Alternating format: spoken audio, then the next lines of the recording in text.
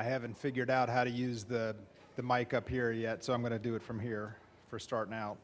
I'd like to go ahead and get the meeting started with a quick prayer.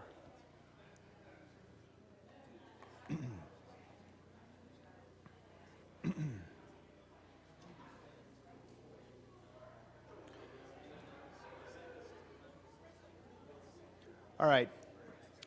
Generous God, you provide for the lilies of the field and the birds of the air, and you promise to take care of us even when faith is small.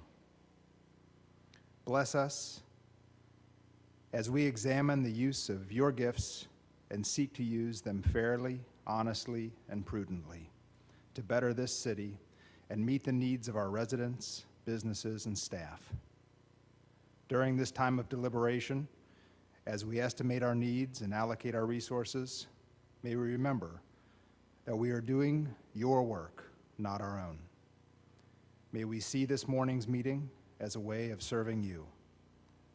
May all that we do and are give you praise and be for your honor and glory. Amen. All right. We'll go ahead and call the meeting to order. Don't have the gavel. I think it's the first item and the only item on the agenda. I don't have it in front of me here. I should have grabbed that. Is under our finance and our finance department. Going off my memory here, and we'll go ahead and call Steve Bodie up and have him give his presentation. I'll jump.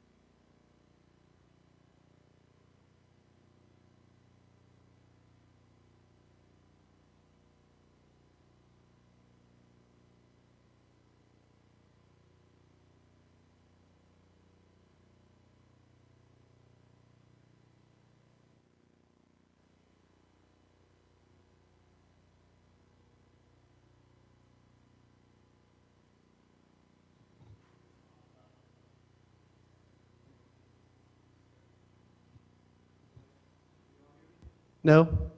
There we go. All right. Good morning, everyone.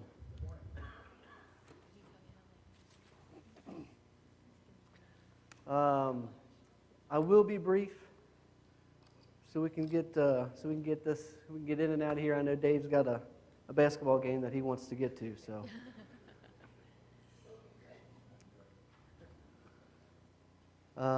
If everyone has a copy of the packet in front of you, it's also on the board if you have trouble seeing it. The first page, we'll just jump right in. We've got 35 pages of this thing.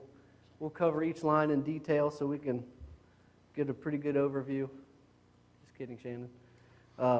Just a few highlights and lowlights, depending on how you look at it. But the first page is basically our general fund statement. Revenues less expenses. Typically, we'll give you our fund balance. It's basically just a snapshot of how we expect to do for the remaining this year and what we can expect for next year in terms of revenue and expenses. As you can see, we are expecting more revenues than our expenses. It's close, but we have more revenues coming in than we project than we're going to spend. A few things we'll get into in terms of how these numbers will shake out. If you guys want to go to page 2 to get a more detailed look at our revenues. Most of these revenues are expected to be at or above what we've budgeted for this fiscal year. And if you guys have any questions, feel free to just kind of interrupt me at any time, throw something at me or whatever, so we can answer your questions as we go.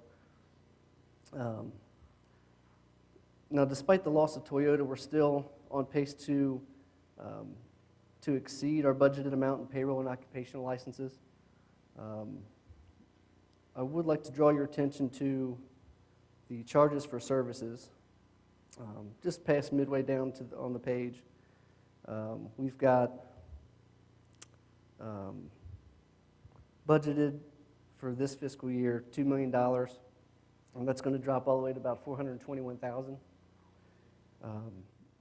That's typically because of the loss of dispatch and policing for other areas. More specifically on that line is the police department charges for services. So you can kind of see how that drops off.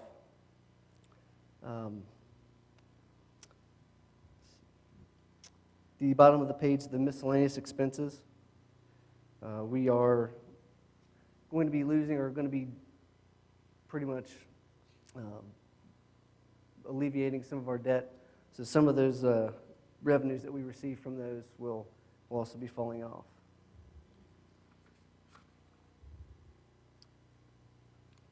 Page 3, we're going to get into our departmental expenses. First, the general government. As kind of a blanket statement,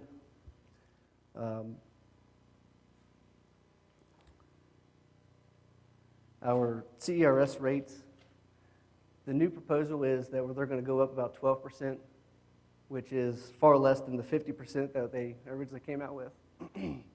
So that is factored in here, the 12% increase. That's both non-hazardous and hazardous. So when you're looking at the CERS lines and our fringe benefits lines, you're going to see those increases go up. Yeah. I had that written down, but I do not have that with me. It's in the office. No, that's okay. You're not the first one that's asked me that question already, so.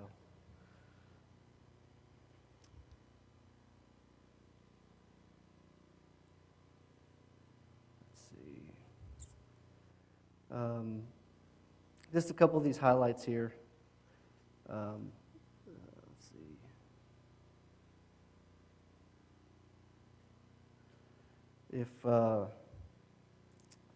So we also have budgeted in here in general government under recruitment and retention.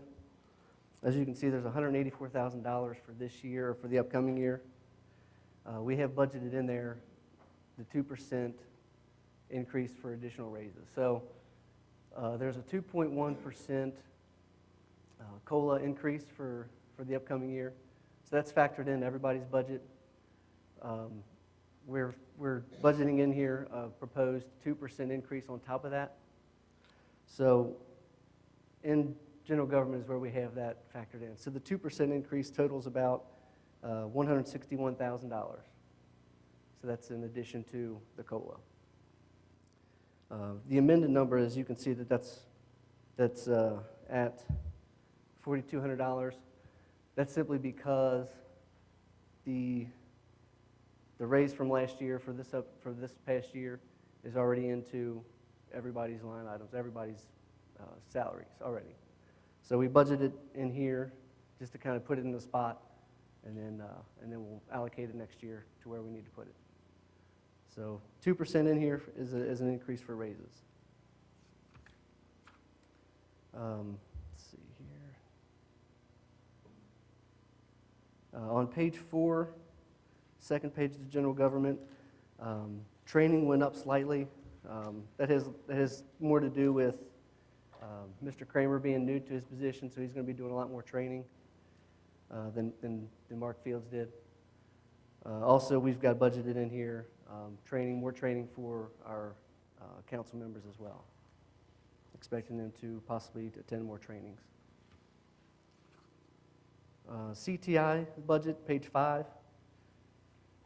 One thing I want to mention here is that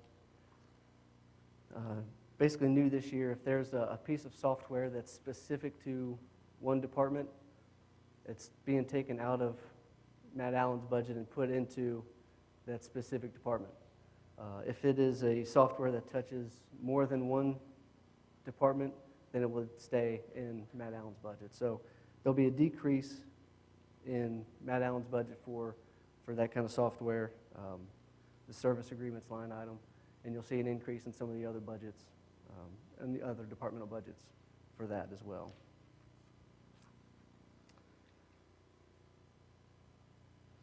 On page 6, again, the second page, the CTI, you can see the telecom jumps up a bit, but we're still down from the previous 2 years. So I don't think there's a huge concern there. On page 7, the police department budget. You will see that the salaries will drop off here in comparison to our amended budget in previous years. And again, that's simply because the dispatchers will be leaving July 1. There's also less need of police as well because we're not going to be policing for Crescent Springs, so those numbers will drop off as well. And again, here's an example of the service agreements where the software was added from CTI, and that's under contractual services. It went from 7, the amended budget this year, up to 21,000, or 27,000 rather.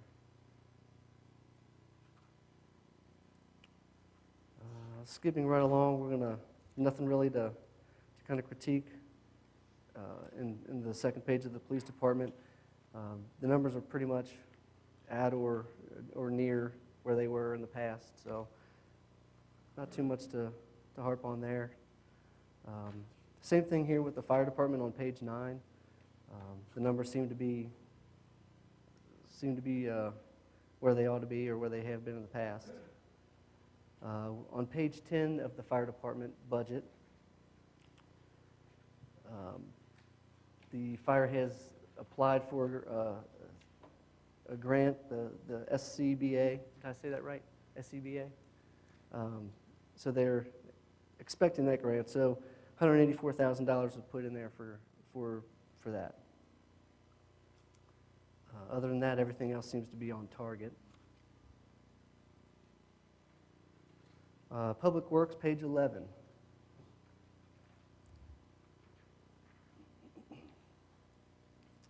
The street maintenance line is up. There's been a lot of need for road repair this year. Weather's kind of been not our friend, so that line has gone up. So we expect that line to be up for next year. Nothing too out of the ordinary. On page 12, looking at their technical supplies.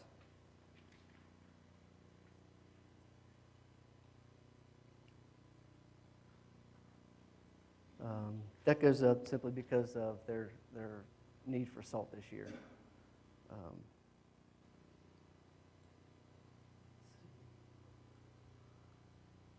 We'll get into the capital in a little bit.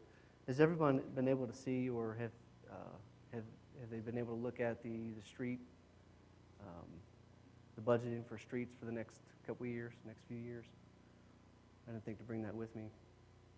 Might be something you guys want to take a look at, just kind of how they want to proceed with streets in the upcoming years. But we'll kind of go over that in more detail. They can probably answer that question a little bit later. Yes.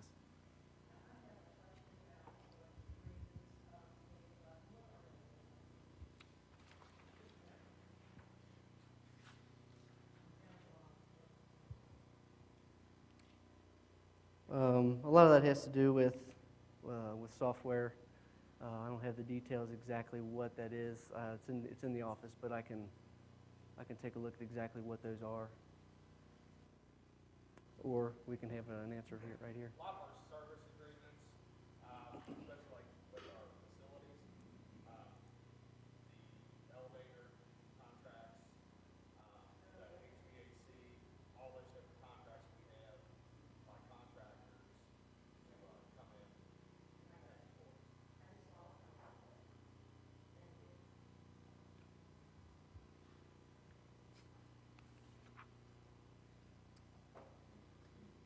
We're moving on to debt service. This is kind of just an overlook, just kind of taking a look at what kind of payments we're expecting, where we've been, and kind of what we expect for next year.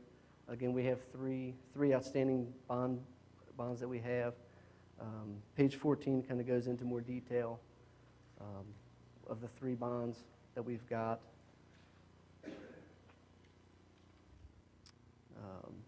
So as you can see, there's the Corporex bond and the GO refunding bonds.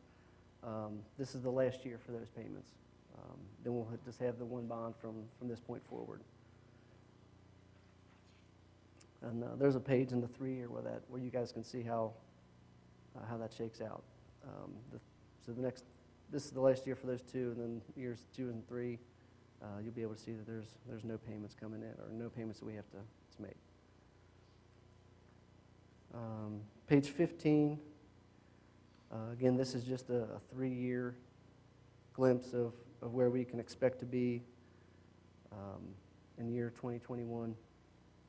Again, revenues less the expenses will give you our fund balance. The reserved money that you guys can see at the very bottom line, it says reserved for dispatch equipment.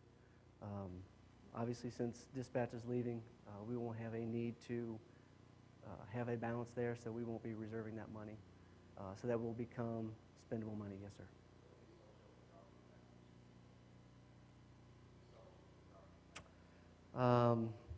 Let's see.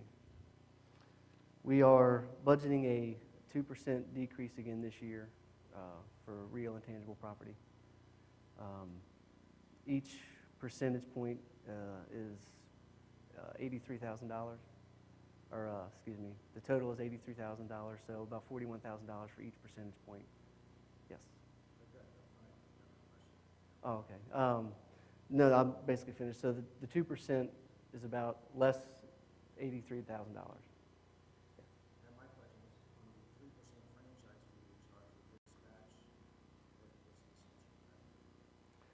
That is in this budget. We're keeping that in for this year.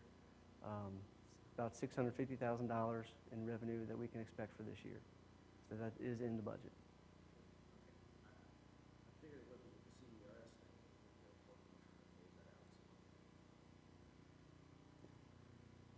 Right.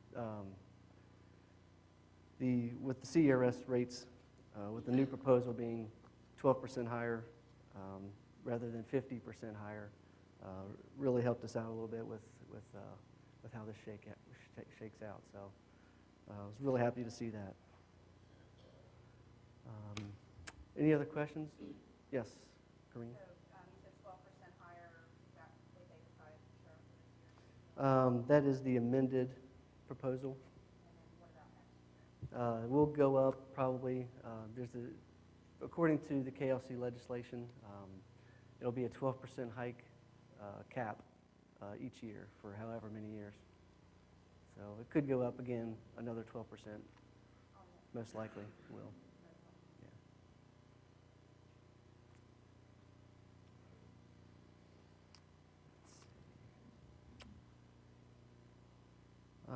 I don't really have a whole lot else in terms of the 3-year. This kind of for you guys to look at to see what our expenses might look like in the upcoming 3 years for each department. Let's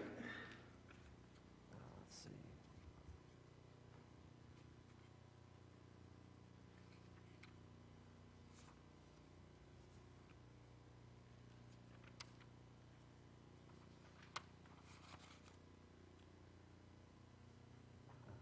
And the 3-year debt expenses are on there as well. That's where you guys can take a look at that.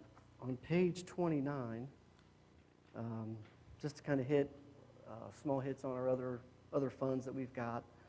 The Employee Health Fund. Basically, this is money coming in and going back out. So we expense the health insurance in our general fund. We expense it there. We transfer it into our health fund plan. Then we take that money, write a check, put it in our bank, and then MedBen, our provider, they actually then go ahead and issue checks from our bank to wherever it needs to go. So it's just money in, money out kind of thing. There's a balance in there just because of timing of when it hits and when it leaves. So, but that ideally that'll shake out to have a net of zero plus any interest that we have in there. Police forfeiture fund on page 30. Pretty standard. We typically budget $2,000 in revenues. We really don't ever really know what we're going to get, what we can expect. $20,000 in expenses. Been doing that for a number of years now. It seems to be working pretty well, so we haven't really had a need to change that. $2,000 in, $20,000 out. But it seems to be working pretty well.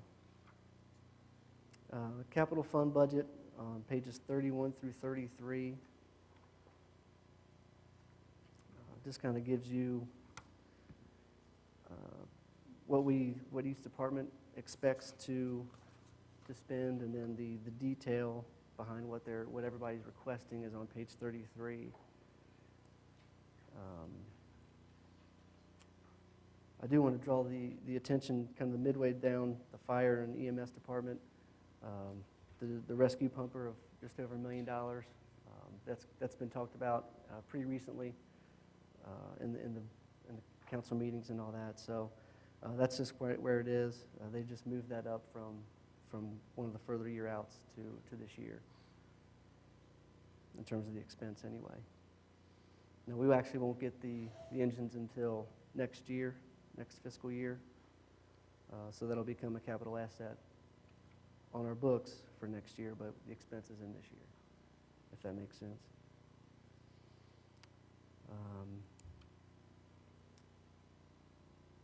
I do still need to put in $20,000 for park beautification. That isn't shown in here, but I just wanted to mention that I still need to put that in. Ed Bailey, our administrator for grants, has some knowledge of grants that will help fund that.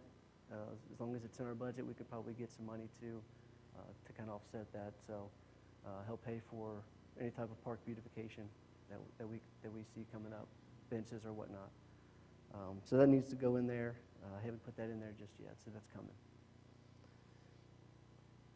The $500,000 under Public Works for all buildings, still on page 33. That's kind of a capture of all buildings, essentially. It's kind of the money that we have allocated for the facility study that we've done. Kind of wanted to get some work started on some things, particularly in Public Works where the need is big.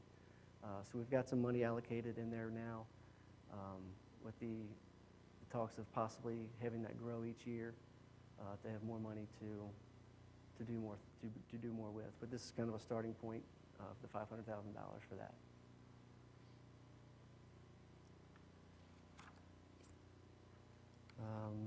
Page 34, just a 10-year estimate.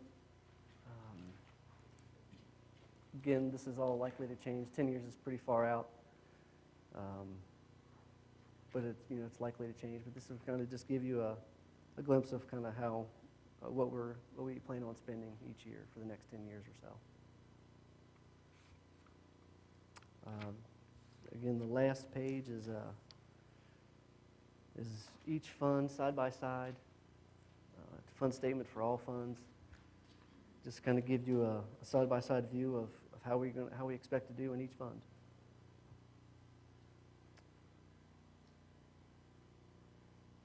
That's pretty much all I have. If you guys have any questions, yes, Corinne. I must have missed it. Where do you have like our reserves and our 30%? Oh, yes. It's actually on the last page and the first page. It is titled Reserve for Emergencies. That is 30% of our expenditures. It's at the very bottom.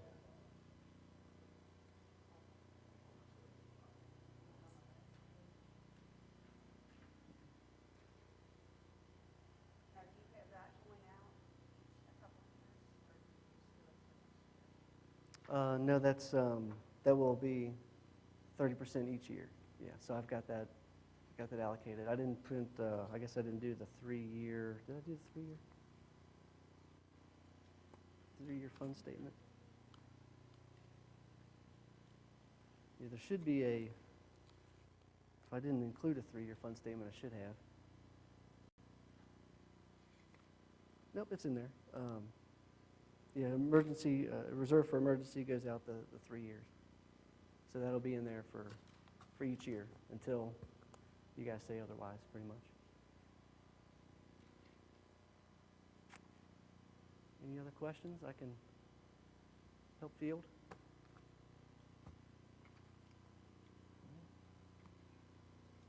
Mr. Kramer, you got anything?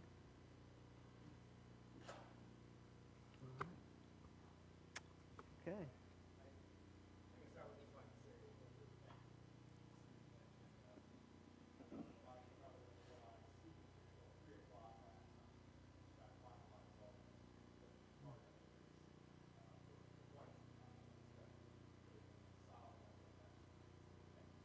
Oh, my pleasure, my pleasure. Thanks. This is actually fun for me, so I didn't mind it at all. Plus, I had the radio cranked up, and we had the toes tapping. We were feeling good last night, so thanks. What's that? Oh, we were feeling real good. But that's all I have, Mr. Mayor. If you have a presentation, or if you have anything that you wanted to add, or yeah, absolutely. The floor is yours. Yeah.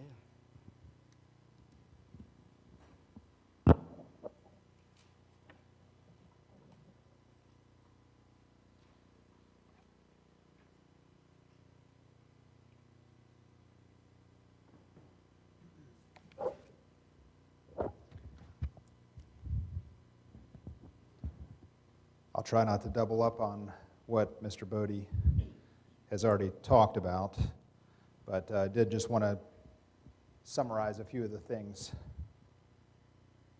Let's see. All right, so if we chose to look at we could look at things as kind of an ominous horizon coming up.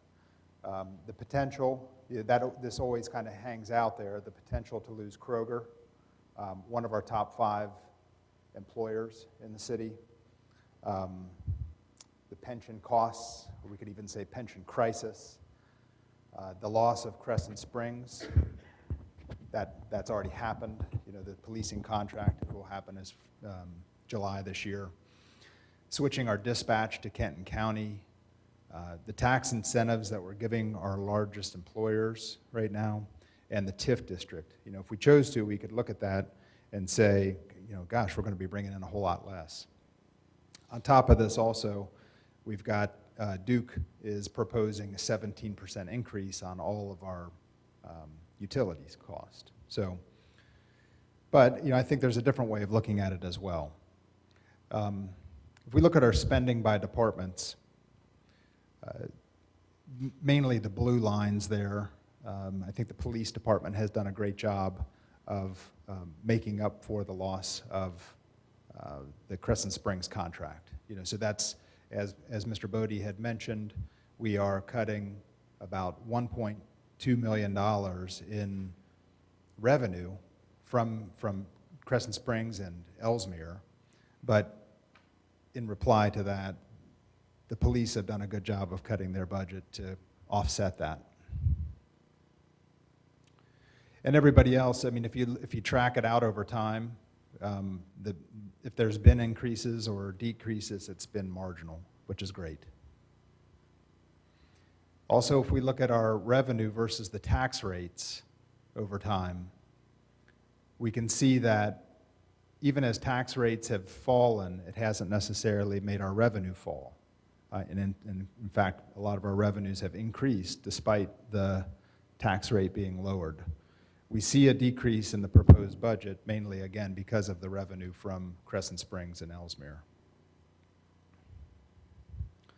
And then just a reminder, you've heard me talk about it before, the Laffer curve, named after Arthur Laffer, an economist. Quick refresher here. If we charged 0% taxes, we'd collect 0.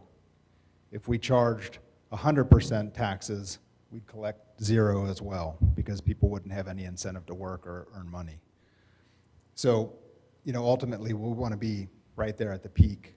And while if we keep reducing the rate, the tax rate this way, if we keep reducing the rate and we keep collecting more, it's showing that we're on this side of the curve.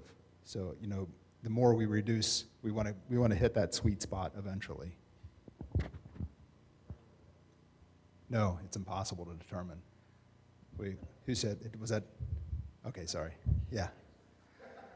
It's the only way we can determine it is trial and error. This didn't come through quite right. I apologize for that. The graphic didn't come through right, but I do have a hard copy of it if anybody wants to look at it. But this was going back last year. We did this tale of 2 cities. I'd put together the comparison of 14 cities in Kenton County. And, if you remember, Erlanger's on the higher end of the tax rates. And if you're welcome to look at that if you'd like.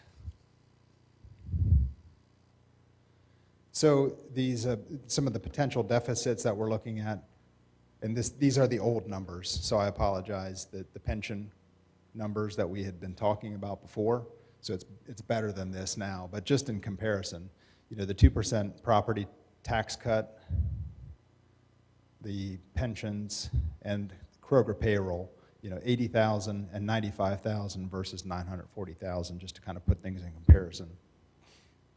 So we've got good news. We've got a lot of good news in the city here.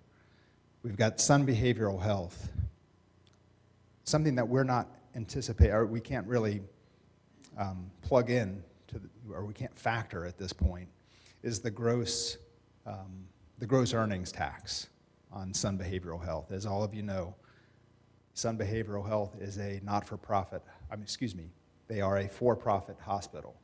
Every other hospital in the state of Kentucky is a not-for-profit hospital. So we don't have anything to compare this to or any way to track it to know what we can expect to earn from that. And so we've anticipated 0. So we know it's going to be a lot better than that. We've got the cinema site that's being developed now. We talked in the last council meeting about Big Shots, the opportunity of Big Shots coming. That would generate a lot of enthusiasm and an entertainment venue here at the highway interchange. Toyota Bashoku has said that they're staying. They're taking advantage of the payroll tax decrease, and they're investing more in the city. As Mr. Blankenship had brought up, we're maintaining the franchise fee at this point to help offset the uncertainty with the pension costs. And recently we've gotten the word of the sale of the Toyota office building.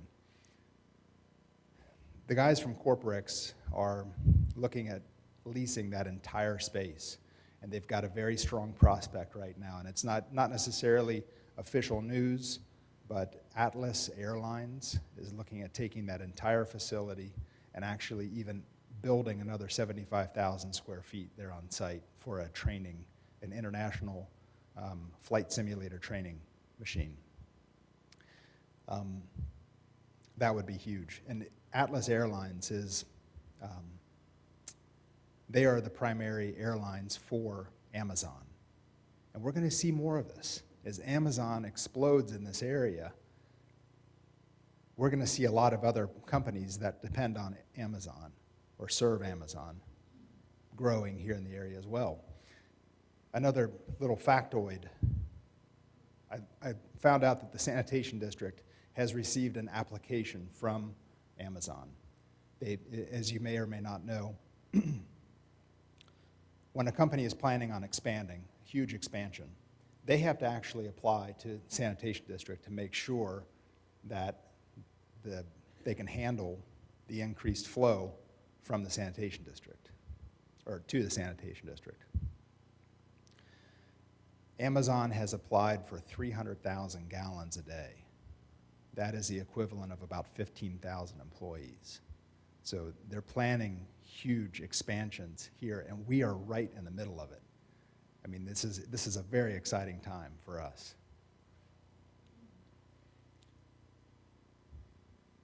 Okay, so then just also kind of a recap of the potential, the gains versus the risk.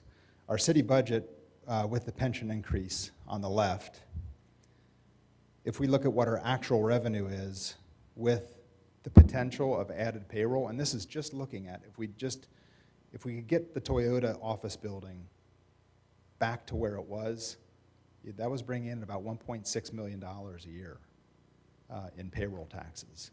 If we can get it back to where it was, it would boost us up to more in the $17 million range per year. So it's a huge potential. So as a conclusion, some of these things have already been talked about. We're including in the budget that you're looking at, $500,000.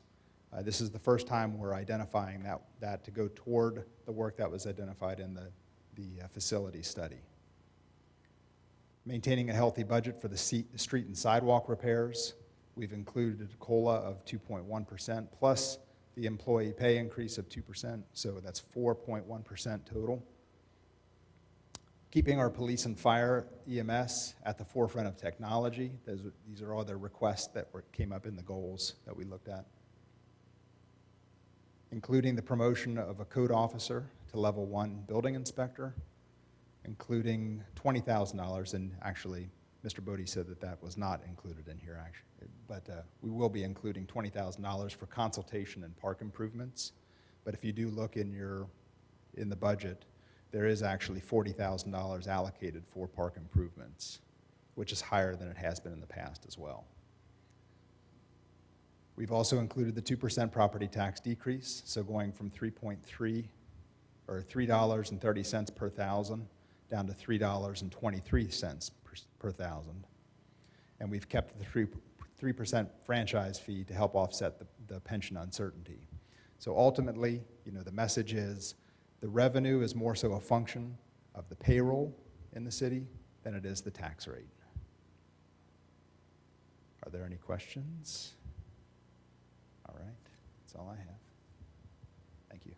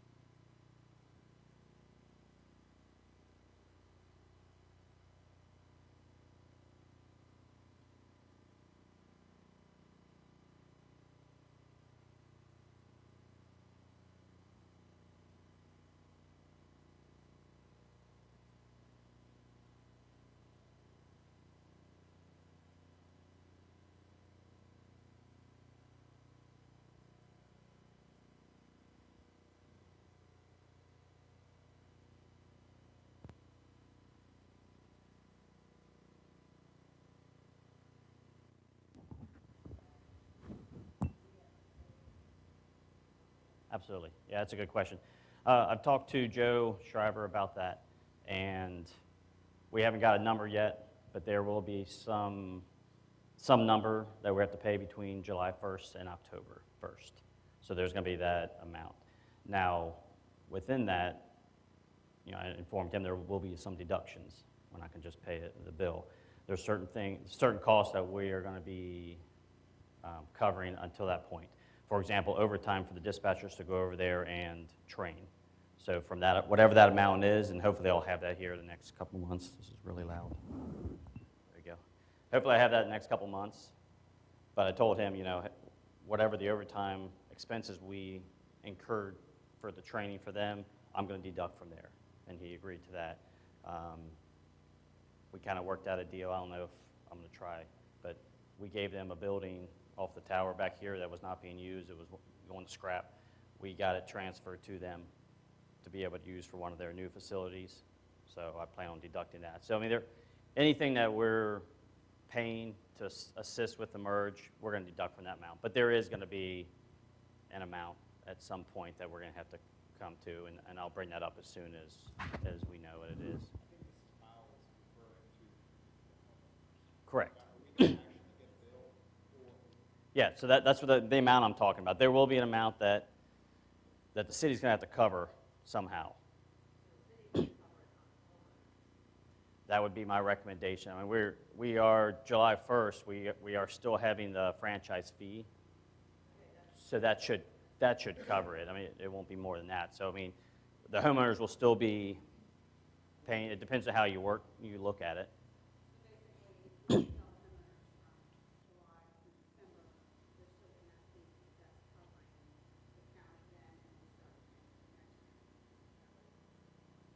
Correct, yeah, so October 1st, when the county tax bills go out, their fee structure for 911 will cover all the expenses for all dispatch expenses from October 1st on. That's how Joe Shriver has explained it to me. So there is that period that we're going to have to figure out what that cost is that the city will take out of the franchise fee that's already established, I'm sure.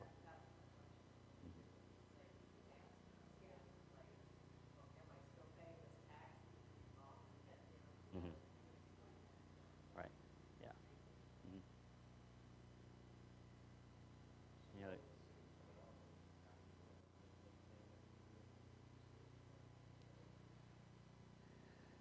All good questions.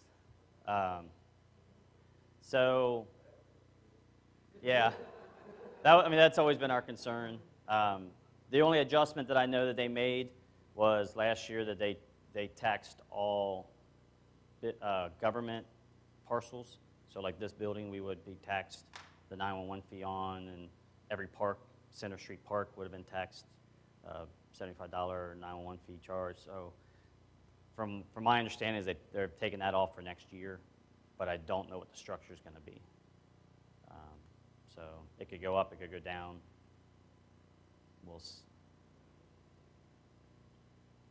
Yeah, so right now for residents, it's a flat fee, $75, and then businesses would go up. So last year's taxes, this building would have been $540, I think, is what they were charging all the cities per lots.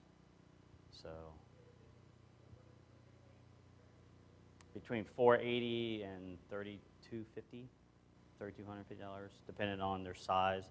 I think the maxed out is $3,250, and I don't have it in front of me, but that's so 25 plus square foot would be like $3,250, I think is what it was. So like Airport Tone would pay $3,250. The smaller places like Dunkin' Donuts would pay like $480 or $540, whatever those are.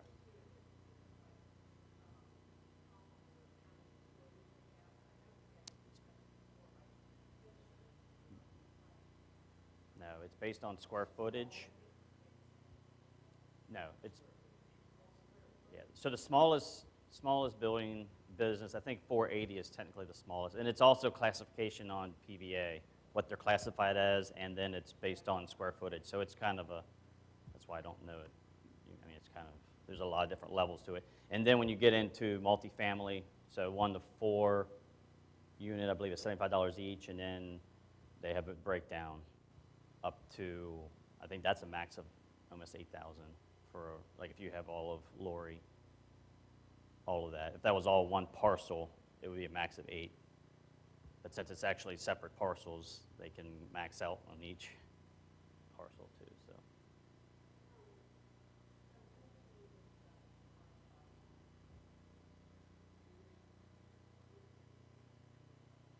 Right now.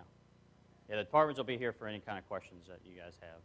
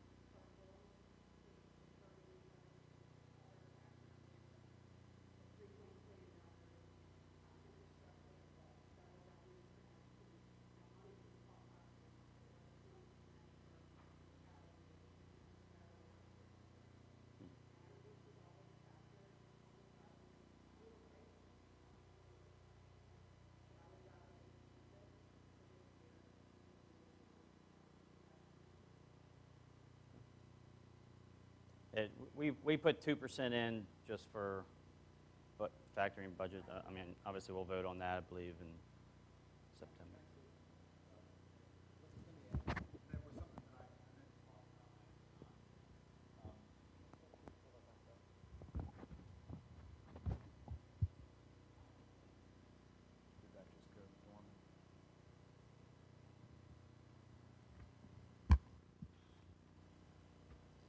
One thing that I forgot to mention on here, on this, what a lot of developers and what a lot of companies look at when they're evaluating where they want to be is they look at a 5-year period. If we look at a 5-year period, because this is where we are right now, our tax rate is virtually flat. So when someone looks at a 5-year period, virtually flat. We drop it one more year, and that trajectory begins a pretty steep incline. If we can get it 5 years, it steepens it even more. In the discussions I've had with Corporex, I asked Tom Banta from Corporex, does this help? Does the lower tax rate help? And he said, oh, without a doubt, absolutely. It makes it easier for us to fill these buildings up. One other gentleman from Corporex volunteered that to me as well. He said, you're making our job a lot easier by lowering the tax rate.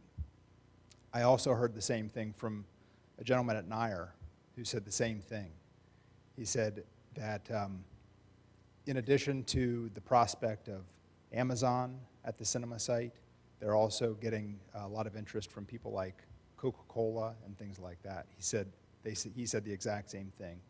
The lower tax rate gets a lot more attention from the big businesses, the big employers that want to come to Erlanger. So lowering it another year it makes a huge difference. It's good as it is, but that 5-year period, it looks relatively flat. If we can go another year, it makes a substantial difference in the way people look at it. Gain a lot more attention. That's it. Thank you.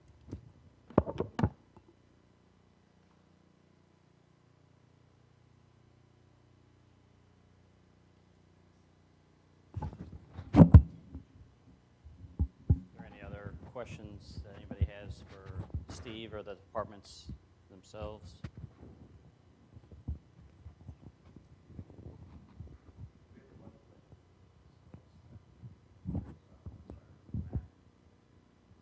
That's a good thing. This next couple months, I've already talked to Public Works.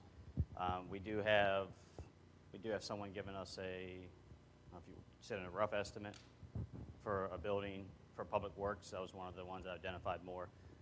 I have not gotten fully into that study yet myself to really give a phase, but within the next 3 months, I think we need to get to that point. We've already allocated money for it. We need to have a plan on how to spend that money. I'm not saying it'll be spent this next year maybe, but we do need to have a plan, because the city spent that money on that plan, and I don't see where we've really set it out yet.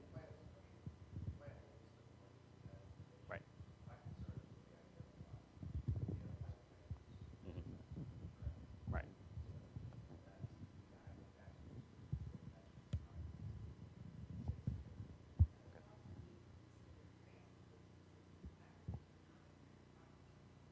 Absolutely.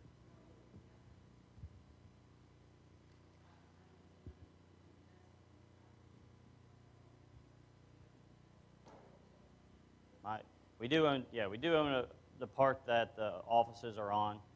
It is not my intention to build on property that the city does not own. That's my intention. Again, it's up to you guys, but the recommendations that I'm going to bring here in the next 6 months won't involve that. I just don't think that's, with the restructuring of the railroad agreements, it just doesn't make me comfortable to put money on it.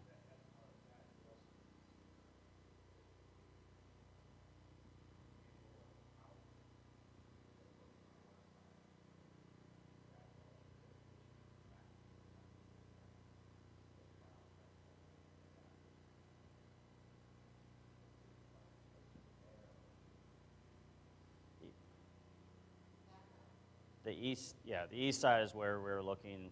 We at least, at a minimum, need a salt, what do you guys call it, salt barn, or?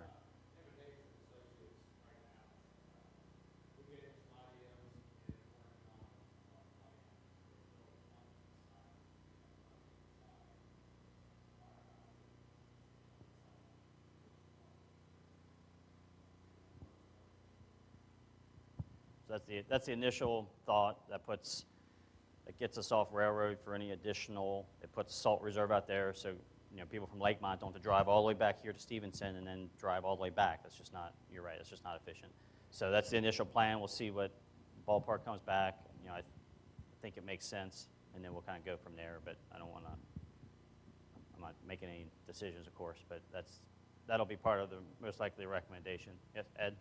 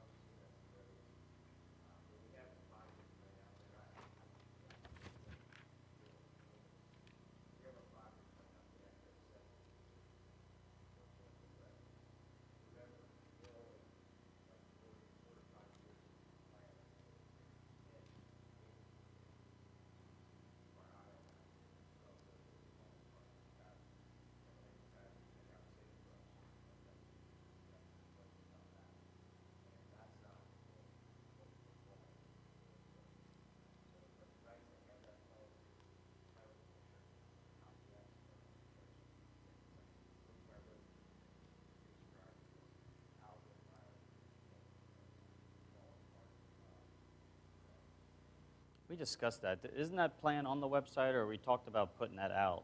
I'm not sure that it's on the website. Okay. We talked about that, because that's what I think residents want. They want to be able to see what the plan is. And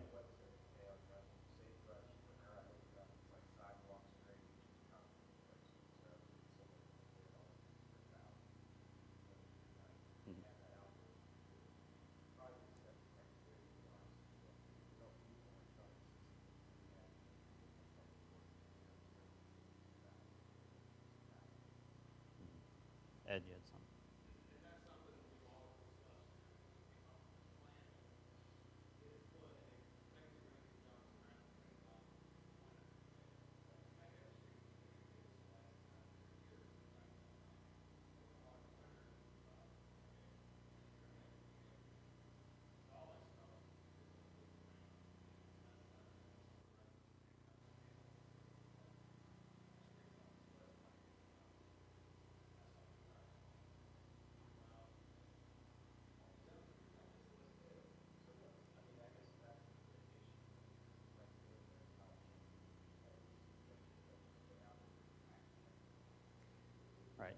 And that, I think it's one of the reasons they haven't put it out, just because you're going to have the people that are questioning that. But as long as the council knows how to explain it, you know, we'll have it on the webpage, which they may or may not read. But I think it's better to provide the information, say this is our plan, and like you said, make sure it's up, make sure it's not a 3-year-old plan that we haven't updated.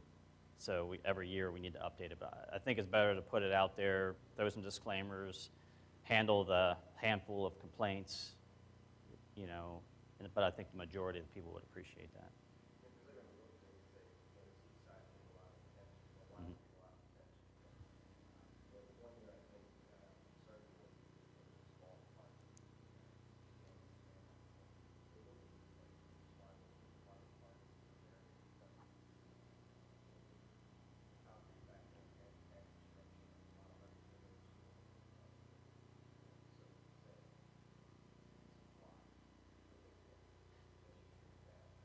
Right. Yeah, I think I just jogged my memory. OKI puts out their street plans for the area, like, you know, Commonwealth here is on